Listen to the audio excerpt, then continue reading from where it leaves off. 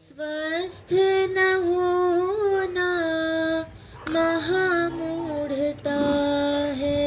स्वस्थ न होना महामूढ़ता है। परम ब्रह्म गुरुदेव जो समझा रहे हैं, परम ब्रह्म गुरुदेव जो समझा रहे हैं, वो निश्चय भुलाना महामूढ़ता है। निश्चय भुलाना महामूढ़ता है। बड़े भाग्य से ऐसे संत मिले हैं, बड़े भाग्य से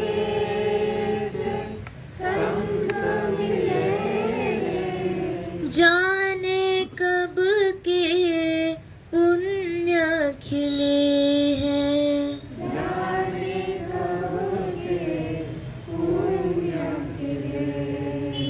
पाकर इन्हें हम तो धन्य बने हैं। पाकर इन्हें हम धन्य बने हैं। संत न पाना महामूढ़ता है। संत न पाना महामूढ़ता है। परम ब्रह्म गुरुदेव जो समझा रहे हैं, परम ब्रह्म गुरुदेव जो समझा रहे हैं, वो निश्चय भुलाना महामूढ़ता है। निश्चय भुलाना महामूढ़ता है। बड़े भाग्य से ऐसा अवसर मिला है, बड़े भाग्य से ऐसा अवसर मिला है।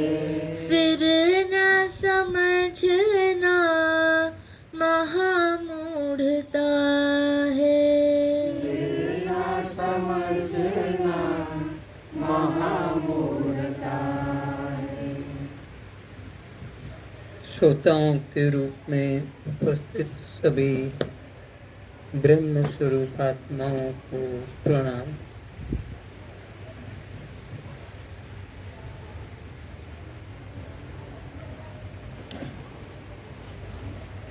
सहज नेत्रों को बंद करें।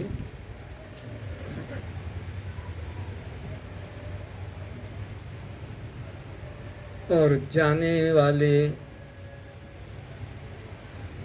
आने वाले और जाने वाले इस श्वास के क्रम को देखें। अंदर जा रहा है श्वास, पेट में भर रहा है, पेट फूल रहा है, तन रहा है, पेट पूरा भर गया। अब वो बाहर जा रहा है, बाहर जा रहा है, पेट हल्का हो रहा है, पूरा खाली हो गया। बस आने वाले और इस जाने वाले इस श्वास को केवल देखें, केवल देखें, अनुभव करें। अनुभव नहीं हो रहा है तो अपना दाहिना हाथ पेट पर रख लो। दाहिना हाथ पेट पर रख लो। जब श्वास अंदर जाएगा, अंदर भरेगा, तो तुम्हारा पेट बाहर फैलेगा, हाथ भी बाहर उठता हुआ मालूम पड़ेगा। जब श्वास बाहर जाएगा, पेट हाथ पर रखा हुआ है, तो अब वह धीमे धीमे अंदर की तरफ पेट के साथ जाता हुआ मालूम पड़ेगा। बस यही आने जाने का अनुभव आप करें।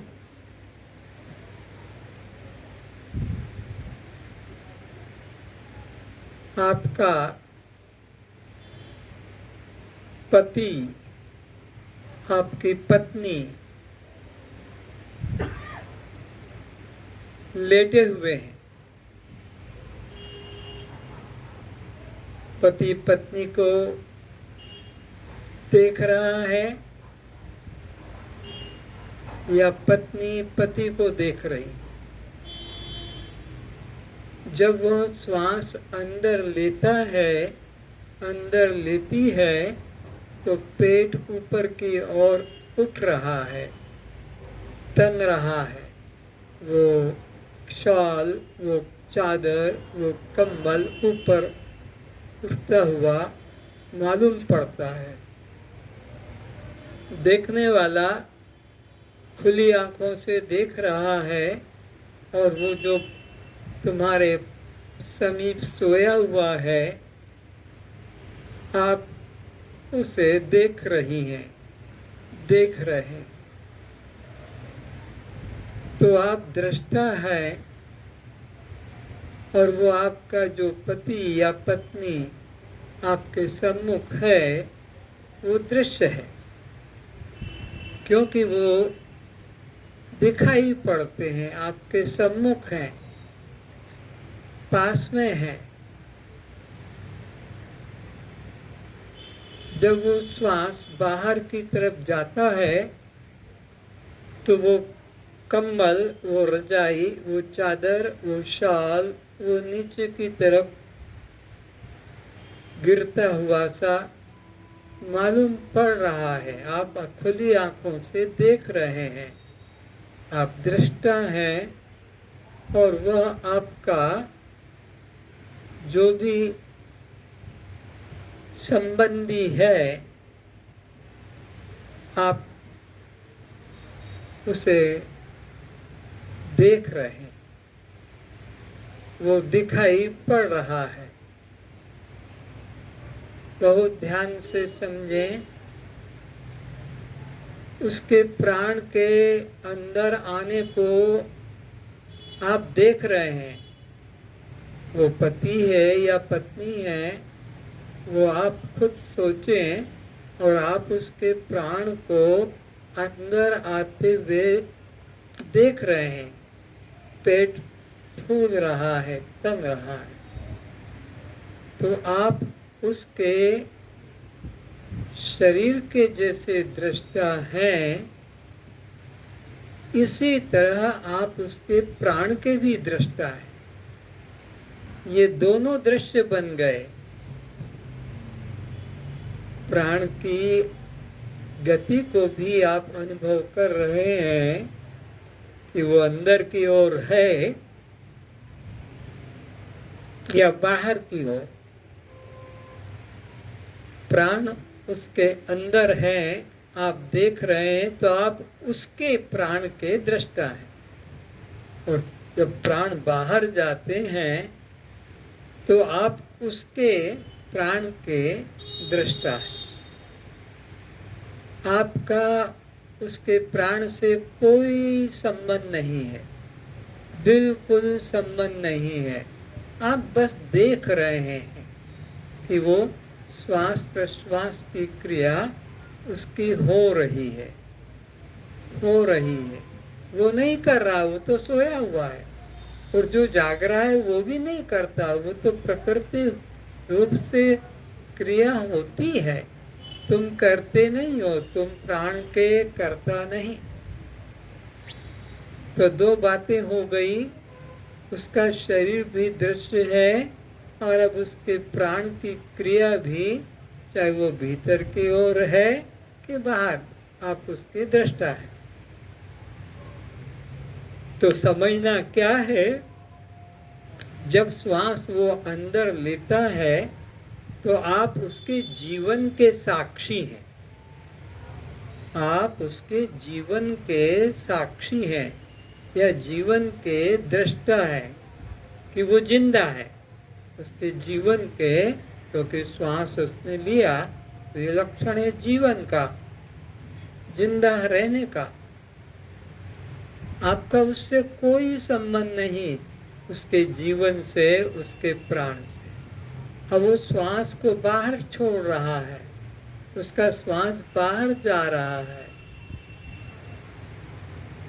यह मृत्यु का प्रतीक है। आपका उसकी मृत्यु से कोई संबंध नहीं है। आप जागे हुए अपने नेत्रों से उसे देख रहे हैं पृथक, दूर। तो जब अंदर श्वास वो लेता है तो आप उसके जीवन के साक्षी हैं। जब श्वास बाहर छोड़ता है तो आप उसके मृत्यु के साक्षी हैं। आप उसके जन्म और मृत्यु दोनों से अलग हैं, कोई संबंध नहीं।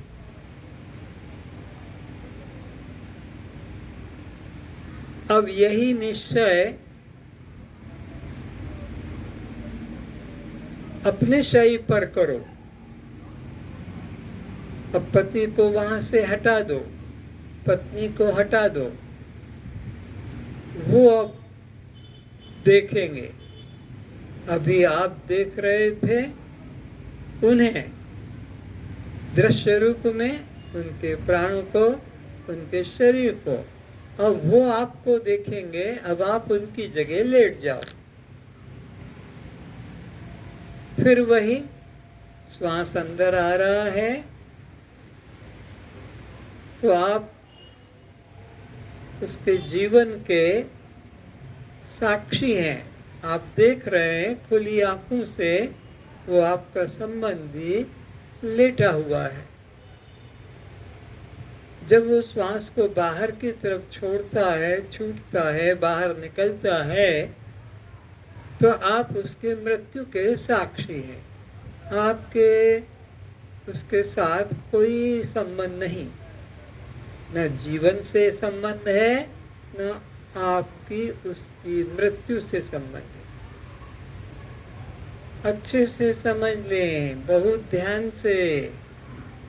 जब वो श्वास अंदर लेता है तो आप उसके जीवन के साक्षी है कि अभी जिंदा है, जी रहा है, प्राण क्रिया हो रही है। और जब वो श्वास बाहर छोड़ता है और अंदर नहीं लौटता है, तब आप उसके मृत्यु के साक्षी।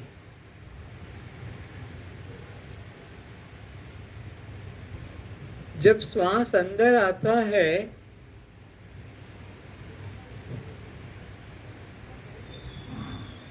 तो 1.5 सेकंड लगता है अंदर आने में, फिर बाहर लौटने के लिए वह आधा सेकंड टाइम लेता है। आधे सेकंड के लिए हर व्यक्ति मर जाता है, हर व्यक्ति जीवित ही मर जाता है। फिर उसका प्रारब्ध अभी है तो वो श्वास को लेगा।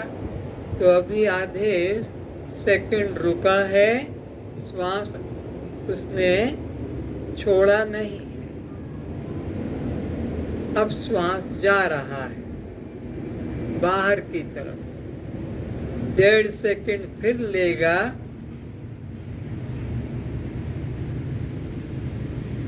फिर आधे सेकंड रुकेगा,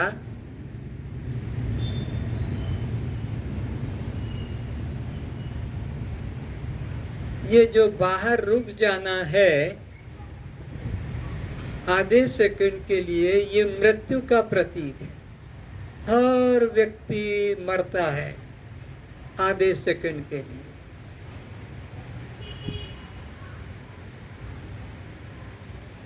अब वो श्वास को फिर अंदर ले रहा है, फिर 1.5 सेकंड लगता है, ये उसके जीवन का प्रतीक है। और आधे सेकंड तक वो श्वास अंदर ही रहता है।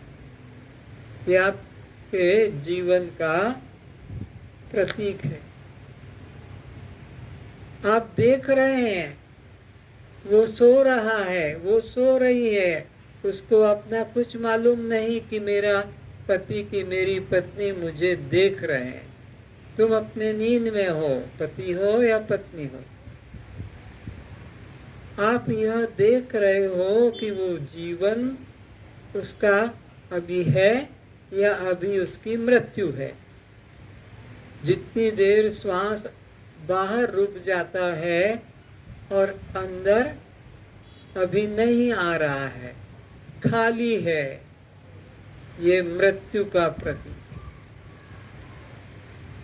अब अंदर प्राण जा रहा है, ये जीवन का प्रतीक है, ये जिंदा है, श्वास अंदर आ रहा है। और अभी 1.5 सेकंड अंदर आने में लिया, आधे सेकंड फिर बाहर दिशा बदलने में लेता है। अभी प्राण बाहर गया नहीं है, प्राण अंदर है। तो यह अंदर रहना प्राणों का, अंदर की तरफ आना प्राणों का, यह उसके जीवन का प्रतीक है। आप तो केवल देख रहे हैं, आपके उसके जीवन से कोई भी संबंध नहीं है, वो ले रहा है। पति पत्नी का मैंने नाम ले दिया, लेकिन पति वो पत्नी कोई भी व्यक्ति तुम्हारे सामने सो रहा है, आप उसको देख रहे हैं। तो वो अंदर श्वास ले रहा है, ये जिंदा होने का प्रमाण है। वो अभी श्वास बाहर नहीं गया है, ये जिंदा होने का प्रमाण है।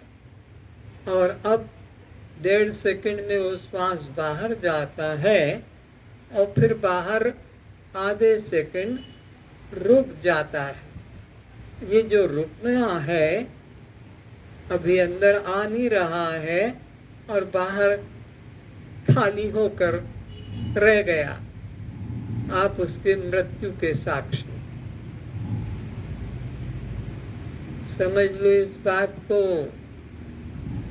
हर पल व्यक्ति मर रहा है और हर पल व्यक्ति जी रहा है। 50 साल, 60 साल, 100 साल में कोई मरता है, वो मृत्यु मत मानना या उसको जीवन मत मानना। श्वास श्वास में नाम सुमेर, प्रथा श्वास मत हो, न जाने इस श्वास का आवन हो न हो। जाकी पूंजी श्वास है, क्षण आवे क्षण जाए, क्षण में आता है और क्षण में जाता है।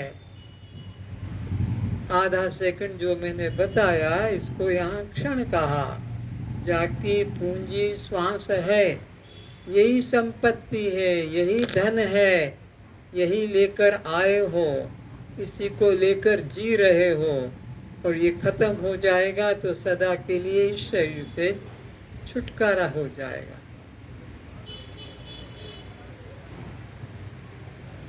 तो क्या करना है? अपने को श्वास के अंदर आने में जीवन का मैं साक्षी हूँ, पर मेरा कोई इससे संबंध नहीं। पत्नी को देखा कि पति को देखा, वो मुझसे अलग है। ऐसे ही अब अपने अपने शरीर के अंदर भी आप श्वास के अंदर आने के साक्षी हो और बाहर जाने के भी साक्षी हो। तो ना आपका जीवन से संबंध है, ना आपका मृत्यु से संबंध है। आप दोनों से अलग हैं। मृत्यु के भी साक्षी हैं और जीवन के भी साक्षी हैं। किसके? पति के कि पत्नी के? इसी तरह अपने भी शरीर के, अपने भी जीवित होश में तुम अनुभव करो। जो सो गए हैं उनको होश हवास नहीं है, उनके तो तुम ही जीवन के और मृत्यु के साक्षी हो। तुम कह सकते हो कि मैं घड़ी लगाकर देख रही थी कि देख रहा था, 1.5 सेकंड में श्वास अंदर आ रहा है और फिर आधे सेकंड रुक कर बदल कर दिशा, फिर 1.5 सेकंड में बाहर जा रहा था, फिर वो बाहर आधे सेकंड रुक गया, मैं देख रही थी या मैं देख रहा था घड़ी लेकर, उसको तुम कह सकते हो नींद टूटने पर। अब तुम अपने बारे में भी इसी प्रकार विचार करो कि मैं अंदर श्वास आता है तो मैं इसके जिंदे होने का प्रमाण, मैं प्रमाण करता हूं कि अभी ये जिंदा है। भले वो किसी का पति हो कि पत्नी हो, बाप हो कि बेटा हो, वो बाहर की बात है, लेकिन मैं इस शरीर के अंदर से ही इसको देख रही हूँ, इसको मैं अंदर से देख रहा हूँ। तो जन्म मेरा है और न मृत्यु मेरी है, क्योंकि मैं देख रहा हूँ, मैं जान रहा हूँ, दोनों से मैं अलग।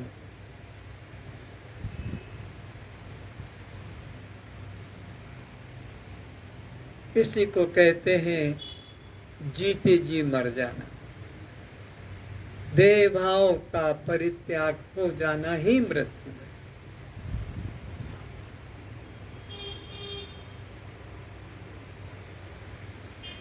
गुरुर्ब्रह्मा गुरुर्विष्णु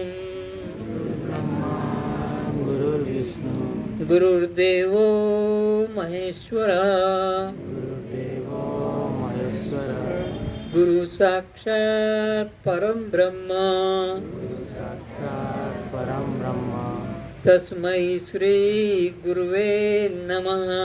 तस्मै श्री गुरवे नमः।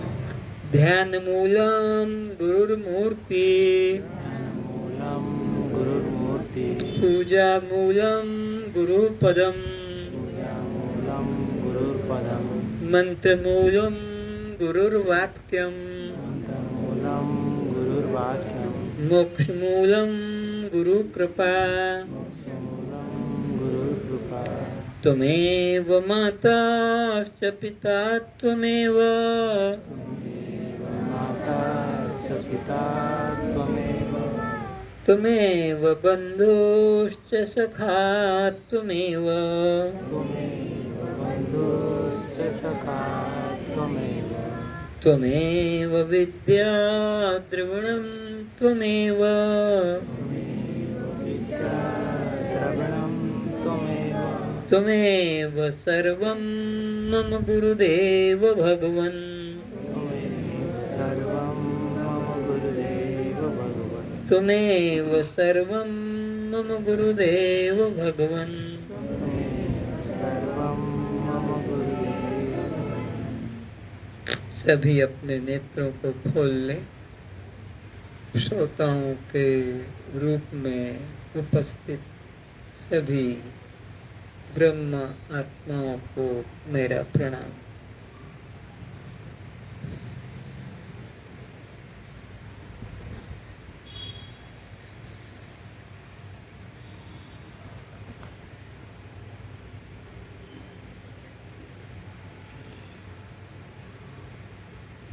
अष्टावक्र जी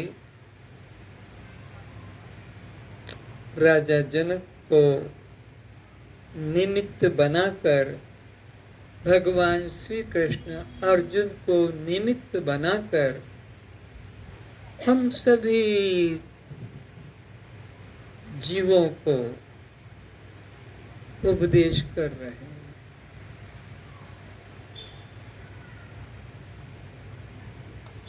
कि हे जीवात्माओं, तुम्हारा मन संसार के दुखों से भर गया है या नहीं? अगर तुम्हारा मन संसार के रिश्तों से, संबंधियों से लात जूते डंडे गाली खाते भर गया है तो अब इस देह भाव को मन से त्याग। देह भाव ही तुमको बार बार संसार में लाकर डालता है और तुम्हें दुख भोगना पड़ता है। अपने मन में विचारो, ये कथा सुनने की नहीं है, ये तो अपने जीवन में धारण की है। क्या मेरा पति से मन भर गया कभी? क्या पत्नी से मन मेरा भर गया? पुत्र पुत्री से? क्या इनको पाकर मैं तृप्त हो गया? क्या मैं इनको पाकर तृप्त हो गई? अब मुझे कुछ कमी तो नहीं लग रही है, अब मुझे कुछ कमी तो नहीं लग रहा है, मैं अब पूर्ण संतुष्ट हूँ या मैं पूर्ण दुखी? अगर तुम सचमुच में ही सुखी होते पत्नी से, पति से, पुत्र पुत्री से, धन से, तो यहाँ आकर न बैठते। अपने मकान को, घर को, परिवार को, सुख सुविधा को छोड़कर यहाँ आकर बैठते? बोलो हाँ कि ना? यहाँ आकर नहीं बैठते। अगर उस घर में, संबंध में, धन संपत्ति में सुख मिल जाता तो। वहां नहीं मिला है इसलिए यहाँ आते। यहाँ का मतलब सत्संग। ये रमेश के मकान की बात नहीं कह रहा हूँ, इस सत्संग की बात कह रहा हूँ, मंदिर की बात कह रहा हूँ। मंदिर भी तभी जाते हो जब तुम्हारे को घर में संतोष, घर की सामग्री में पूर्ण आनंद। तीर्थ भी तुम तभी जाते हो कि वहां से मिल जाएगा। नहीं तो क्यों जाते घर नौकरी संबंध तोड़कर इतना दूर, इतना पैसा खर्च करके? तो तुम्हारा तीर्थ जाना, तुम्हारा मंदिर जाना, या कोई प्राकृतिक कश्मीर, ऊटी, ऐसे कोई प्राकृतिक जगह जाकर देखना। क्यों वहां क्यों जाते हो? कश्मीर में क्या है? सुख मिलेगा। पत्नी में नहीं है, पति में नहीं है, पुत्र में नहीं है, धन में। चलो अब वहां चलते हैं, खोज करते मिलकर दोनों, या स्वतंत्र। तो ये पक्का कर लो कि ये तीर्थ जाना, कि मंदिर जाना, कि ये रामायण गीता पढ़ना, कि ये माला करना, यज्ञ करना, पूजा पाठ करना, किस लिए? जो हमारे पास है उसमें तृप्ति, संतोष, बोलो इसीलिए। तो दुख का कारण मालूम पड़ गया कि ये देह और देह के संबंध, पति से कि पत्नी से, पिता से कि पुत्र से, कि भाई से कि बहन से। तुम्हें ये पता लग गया कि ये शरीर और शरीर का जिससे संबंध है, इनसे जुड़े कि दुख खड़ा हो जाता है। और गहरी नींद में न पति होता है, न पत्नी होती है, न पुत्र, न पुत्री होता है, न कोई धन, नौकरी, कुछ होता है? बोलो दुख होता है? दुख नहीं। ये क्या चमत्कार! ये रोज परमात्मा तुमको शिक्षा दे रहा है समझदारों को कि समझ लो कि दुख कहाँ और सुख कहाँ। सुख है अकेले में, गहरी निद्रा में, विद इन डीप स्लीप। तुम क्या अनुभव करते हो? दुख के सुख? बोलो ये सुख कहाँ से मिला? आकाश से टपका कि पति ने दे दिया? वहां तो इनका नाम भी नहीं था। इनको तो हाथ जोड़ लिए कि बाबा हमको मत परेशान करो, बहुत हो गया, आप सो जाओ। बोलते हो नहीं बोलते हो? हमारे को डिस्टर्ब मत करो, हमें सुबह काम में जाना है, कि किचन में जाना है, कि ऑफिस का काम है। साफ बोल देते हो। इस पत्नी के लिए परेशान थे कि साथी रे तेरे बिना भी क्या जीना, और अब कहते हो कि मेरे को सो जाने दो देवी, हाथ जोड़ता हूं तेरे देवता, पति परमात्मा, मेरे को भी थोड़ा आराम करने दे। तो देख लो, तुम्हारा ये रोज का अनुभव है। परमात्मा ने कैसा तुमको ज्ञान प्रदान किया है कि तुम इस ज्ञान के द्वारा दुख से छुटकारा ले सकते हो। सब सोचो जितने बैठे हो कि कोई भी मुझे सुख देने वाला, दुख देने वाले सब। सुख देने वाला तो केवल सद्गुरु या परमात्मा। क्यों? उनको तुमसे कोई कामना नहीं है। परमात्मा को या गुरु को तुमसे कोई वासना कामना नहीं है। जिसको वासना कामना है वो तुम्हें सताएंगे, वो तुम्हें दुख देंगे, वो तुम्हें परेशान करेंगे, रुलाएंगे। तो ये विचार करो तो मन से आसक्ति टूट जाएगी। मेरा बेटा, मेरी बेटी, मेरा पति, मेरी पत्नी, कि मेरा पिता, कि मेरी माता, कि मेरा मकान, तो मेरी गाड़ी, तो मेरा ये जो है ये खत्म हो जाएगा। सोचो, विचारो। अब कितना समय रह गया है कोई भरोसा नहीं। इतना जीवन निकल गया किसी अंधविश्वास में कि ये सुख देगी, ये सुख देगा, इससे सुख मिलेगा, उससे सुख मिलेगा, इसका त्याग कर दूं, उसका त्याग कर दूं, ये दुख रूप है। इसी में जीवन हमारा निकल गया। कितना सब जीवन बचा है, अभी तक भी नहीं सोच पाए तो ये जीवन तुम्हारा फिर पशु पक्षियों के अंदर चला जाएगा। क्योंकि 84 लाख में पशु पक्षी, सांप, बिच्छू, कुत्ता, बिल्ली, सुअर, सुअरनी, गाय, घोड़ा, गधा, ये सब तुम्हारे खाली पड़े हैं मकान पिछले जन्म वाले। यहाँ से निकलो, उसमें घुस जाओ। जैसे अपना मकान छोड़कर, बाप का मकान छोड़कर ससुराल में चले गए, ऐसे ही सरकारी नौकरी वाले सरकारी मकान छोड़कर, क्वार्टर छोड़कर अपने खुद के मकान में चले गए। ऐसे ही इस मकान को भी सब छोड़ना है। इसमें भी तुम रह नहीं पाओगे, तुम्हें रहने भी नहीं दिया जाएगा।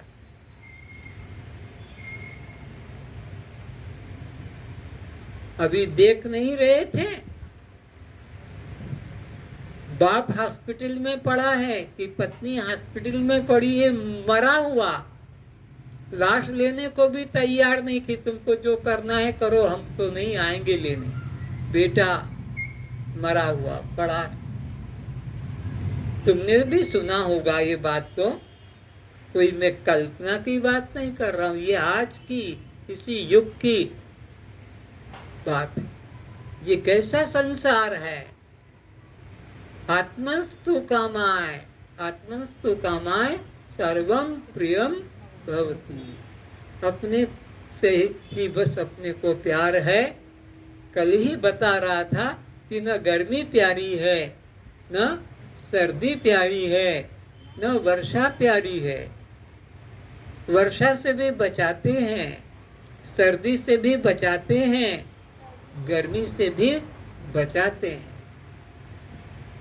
ऐसे ही हम लोग पति से भी बचाते हैं, उसकी आंखों में ना आए, पत्नी से भी बचाते हैं, उसकी आंखों में ना आए। हर व्यक्ति अपने को बस सबसे ज्यादा प्यार, अपने को सबसे ज्यादा प्यार, अपने आप। तो इस शरीर को भी हम त्याग देते हैं, ये भी हमको प्यारा नहीं। जिसको कहते हो लोग सुसाइड, आत्महत्या, आत्महत्या यानी ये भी बस मेरे को दुख रूप लगता है। अभी तक तो सब मैं इसी के लिए कर रहा था, बचाओ, दवा, खान पान इत्यादि। अब मुझे ये भी निकल जाए, हे भगवान अब तो मेरे प्राण ले लो, अब मुझे और नहीं रहना। ये भी तुमको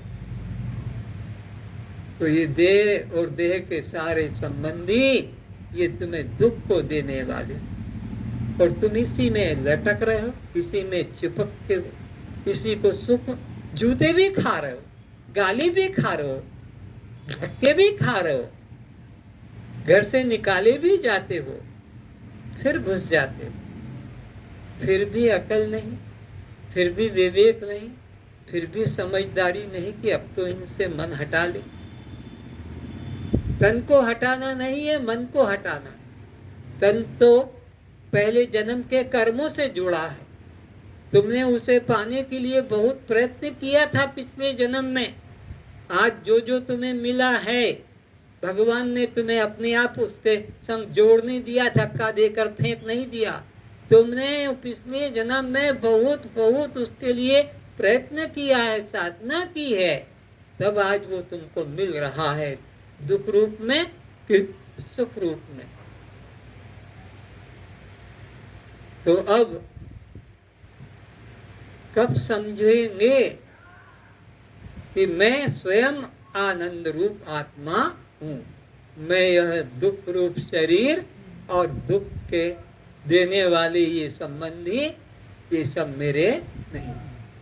ऐसा अष्टावक्र जी अपने अमृतवाणी के द्वारा हम सभी श्रोताओं को प्रतिदिन यही उपदेश दे रहे हैं कि तुम अपने को ये देह मत मानो और देह के कोई संबंधी को अपना मत जानो। न कोई मेरा है, न कोई मेरी है, न कोई मेरे हैं। ये मेरा है वो भी दुख देता है, मेरी है वो भी दुख दे रही है, और मेरे जो हैं वो भी सब दुख देने वाले। अगर सुख देने वाला तो मेरा परमात्मा, बस वो मुझे आनंद दे सकता है, क्योंकि उसकी कोई कामना नहीं, उसकी कोई वासना नहीं, वो पूर्ण है। तो पूर्ण ही तुमको आनंद दे सकता है। सुनाइए अष्टावक्र जी महाराज।